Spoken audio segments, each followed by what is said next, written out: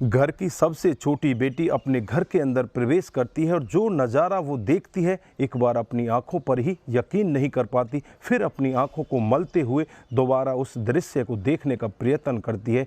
वो देखती है कि उसकी बड़ी बहन उसके बड़े भाई के साथ अवैध संबंधों में है, भाई उसके साथ रेप जैसे कारनामे को अंजाम दे रहा है। वो ये पूरा वाक़या देखकर वापस अपनी माँ की तरफ आती है और धीरे धीरे करके ये पूरा मामला हर एक घर वाले को पता चल जाता है। उसके बाद वहाँ पर होता है इतना बड़ा कांड कि 15 लोगों की चली जाती है बेरहमी के साथ जान। दोस्तों, अगर आप भी पूरा मामला सुनेंगे तो एक बार के लिए आप भी सोचने के लिए मजबूर हो सकते हैं कि आखिरकार वहाँ पर इतना बड़ा कांड कैसे हुआ था, 15 लोगों को आखिरकार अपनी जान क्यों गंवानी पड़ी। आइए दोस्तों, जानते हैं पूरा मामला क्या था। नमस्कार, जय हिंद। आप देख रहे हैं APH न्यूज़ राहुल रावत के साथ। तो दोस्त, आज की जो हकीकत की घटना आपको बताने जा रहा हूं, महाराष्ट्र में एक ज़िला पड़ता है थाना और इसी का एक कासर पडवली गांव पड़ता है। कासर पडवली गांव की 28 फरवरी 2016 की हकीकत की घटना है। यहां पर सुबह के करीब 3 बजे का वक्त होता है जब घर की एक बेटी जिसका नाम सूबिया होता है वो बहुत ही तेज़ी के साथ शोर मचाने लगती है। वो कहती है कि मुझे बचा लीजिए, नहीं तो मेरा भाई मुझे मार डालेगा। उसका भाई चाकू लेकर उसके पीछे भागता है और भागते भागते उसके ऊपर चाकू से प्रहार करता है। उसके हाथ की उंगलियां कट जाती हैं। जैसे तैसे उसे धक्का देकर वो अपने आप को बचाने का प्रयत्न करती है और एक कमरे के अंदर अपने आप को बंद कर लेती है। उसके बाद बहुत ही तेज़ी के साथ शोर मचाने लगती है। उसे लगता है कि अड़ोसी पड़ोसी उसकी मदद करेंगे, लेकिन किसी के पास उसकी आवाज़ ही नहीं जा रही थी, क्योंकि 3 बजे का समय ऐसा होता है जब लोगों को बहुत ही अच्छी नींद आती है। उस नींद में कोई भी जगने का प्रयत्न नहीं करता। फिर उसे लगता है कि दूसरा कोई उपाय किया जाए। वहीं पर एक गिलास रखा था, लगातार उस गिलास को किवाड़ पर बजा रही थी और साथ में ही शोर मचा रही थी। 2 ही मिनट का समय बीतता है, अड़ोसी पड़ोसी वहाँ पर इकट्ठा हो जाते हैं और उस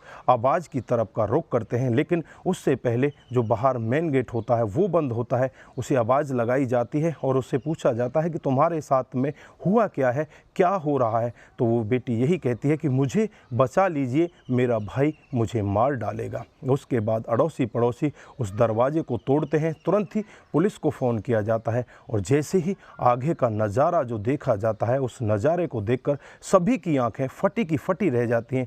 हर एक कोने में खून के छींटे पड़े हुए थे। जिधर लोगों की नज़र जाती है उधर लाशें ही लाशें पड़ी थी। हर जगह लाशों के ढेर पड़े हुए थे।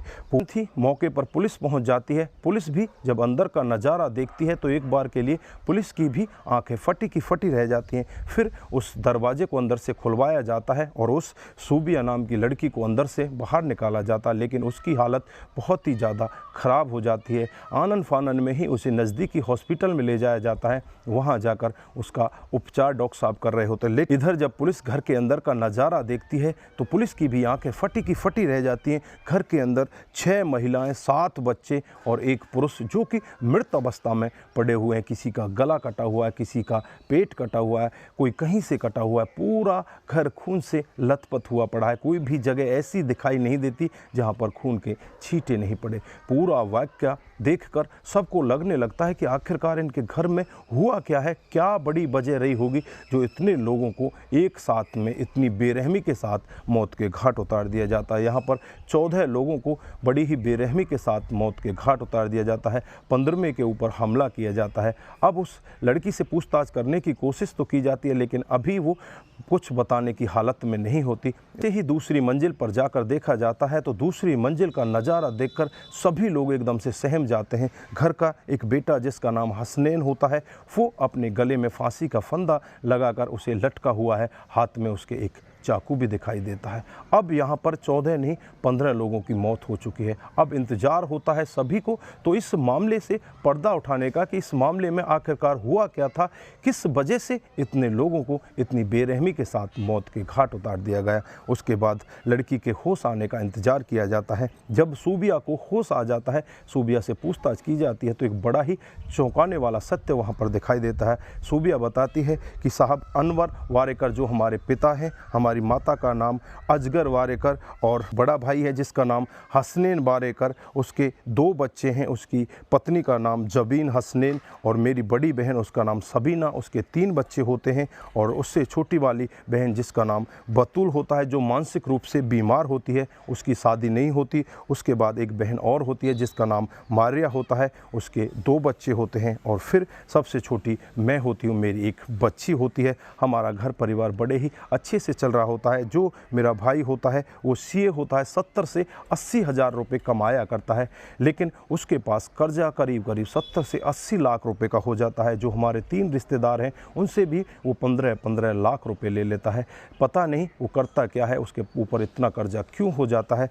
हर महीने की एक तारीख निश्चित की जाती है और उस तारीख को हमारे घर पर एक पार्टी होती है। 28 फरवरी 2016 का वाक़या होता है, जब घर पर एक पार्टी दी जाती है, सभी लोगों को बुलाया जाता है, हम सभी बहनों को बुलाया जाता है, हमारे बच्चों को बुलाया जाता है। हम घर पर आ जाते हैं और घर पर आने के बाद खाना पीना खाकर सभी सोने के लिए तैयार हो जाते हैं। उससे पहले जो हमारा भाई होता है हसनैन, वो एक कोल्ड ड्रिंक लेकर आता है, सभी को कोल्ड ड्रिंक पिलाई जाती है और कोल्ड ड्रिंक के बाद सभी कैर्चियत अवस्था में सो जाते हैं। लेकिन सुबह के 3 बजे का वाक़या होता है, जब भाई मेरे कमरे के अंदर आता हुआ दिखाई देता है। वो मेरे ऊपर भी ताबड़तोड़ वार करने लगता है। मुझे नहीं पता उससे पहले क्या हुआ है, वो मेरे ऊपर चाकू से वार करने लगता है और मैं अपने आप को बचाने के लिए कमरे के अंदर बंद कर देती हूँ।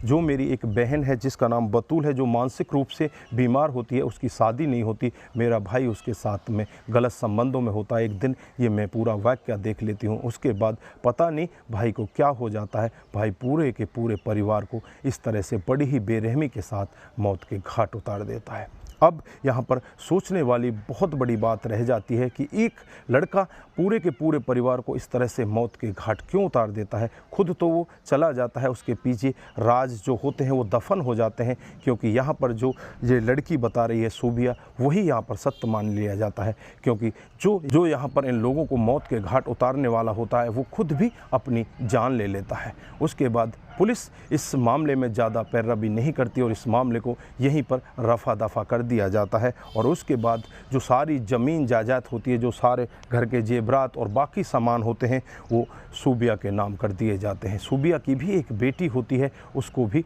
यहाँ पर मौत के घाट उतार दिया जाता है। अखबारों के जरिए, सोशल मीडिया के जरिए आसपास के लोगों के पास पहुँचता है तो सभी ये मामला सुनकर एक बार के लिए दंग रह जाते हैं कि आखिरकार एक घर का बेटा पूरे के पूरे परिवार को किस तरह से ख़त्म कर देता। क्या वो अपने अवैध संबंधों के चलते हुए इतने बड़े क्राइम को अंजाम देता है या उसकी कोई और वजह हो सकती थी।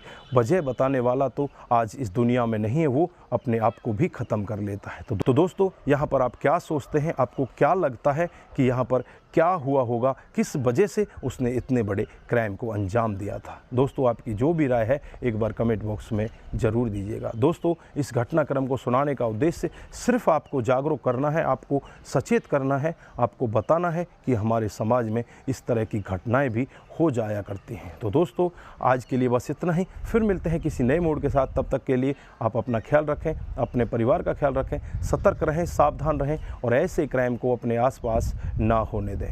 नमस्कार, जय हिंद।